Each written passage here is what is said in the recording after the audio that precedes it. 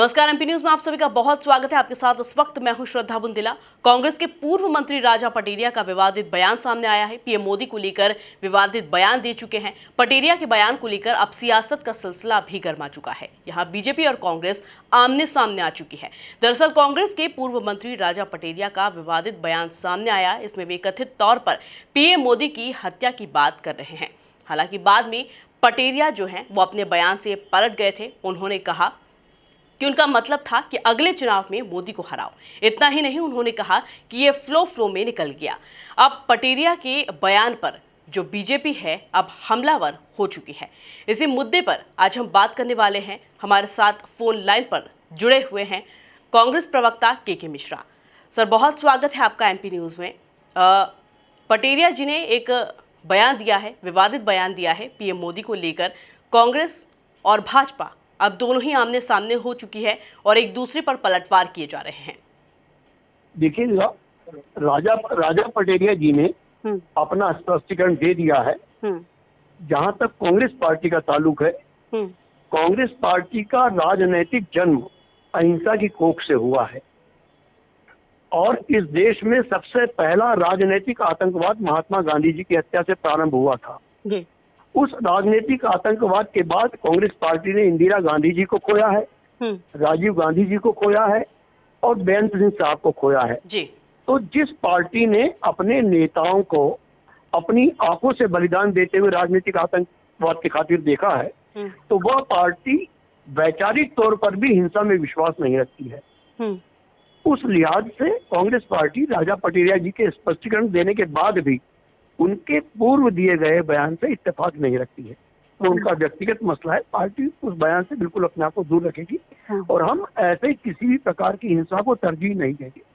नहीं, देखिए, भारतीय जनता पार्टी हमारी प्रतिद्वंदी राजनीतिक पार्टी, उसे जो उसके मायने निकालने हो वो निकाले, मगर हम अपनी पार्टी का जो स्पष्टीकरण है वो अपने शब्दों में आपको कह चुके हैं। बहुत शुक्रिया सर एमपी न्यूज के साथ जुड़ने के लिए। तो दूसरी तरफ हमारे साथ बीजेपी प्रवक्ता डॉक्टर दुर्गेश केसवानी भी जुड़े हुए हैं। सर, बहुत स्वागत है आपका एमपी न्यूज में। राजा पटेरिया का विवादित बयान सामने आया है। पीएम मोदी को लेकर उन्होंने विवादित बयान दे दिया है।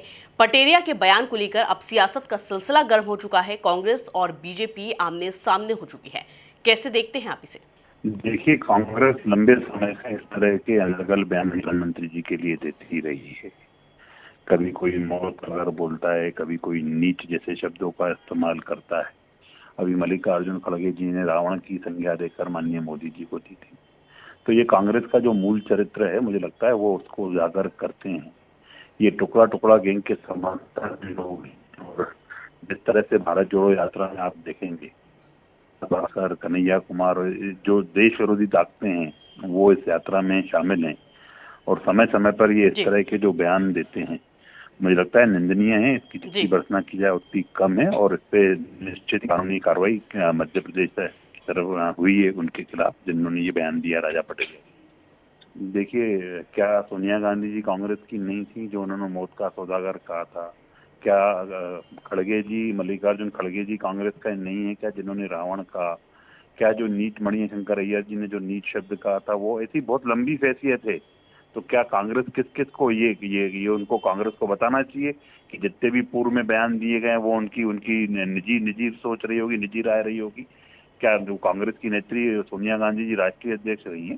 तो ये सिर्फ और सिर्फ पल्ला झाड़ने का काम करते हैं। बाकी अपनी जो विकृत मानसिकता है, जो इनकी जो सोच है, इनकी जो मूल चरित्र है कांग्रेस का, वो जनता के सामने प्रदर्शित करते हैं। और ये पब्लिकली ये बात कही जा रही है राजा पटेरिया, क्या पूर्व मंत्री वो कांग्रेस के नहीं थे क्या? तो ये सिर्फ और सिर्फ पल्ला झाड़ने का काम करते हैं। बाकी इनकी जो मूल सोच है वो प्रदेश की जनता जान चुकी है, देश की जनता जान चुकी है। यही कारण है, आप देखेंगे यूपी में ये सबसे बड़ी पार्टी थी, 2 सीटों पे आके रुक गई। इससे पहले कांग्रेस गुजरात में 77 पे थी, 17 पे आ गई। पूरे देश में कमोवेश यही हाल है। ये जैसे जैसे माननीय प्रधानमंत्री जी को ये अपशब्द कहते हैं, वैसे वैसे कम होते जा रहे हैं। देश की जनता इनको पसंद नहीं करती है। जी, बहुत बहुत शुक्रिया सर एमपी न्यूज़ के साथ जुड़ने के लिए। तो कांग्रेस और बीजेपी जो है वो हमलावर हो चुकी है एक दूसरे पर। हालांकि देखने वाली बात होगी कि यह मामला किस और मोड़ लेता है। यहाँ लेते एक छोटा सा ब्रेक के बाद जो हाजिर होंगे। देखते रहिए एमपी न्यूज़।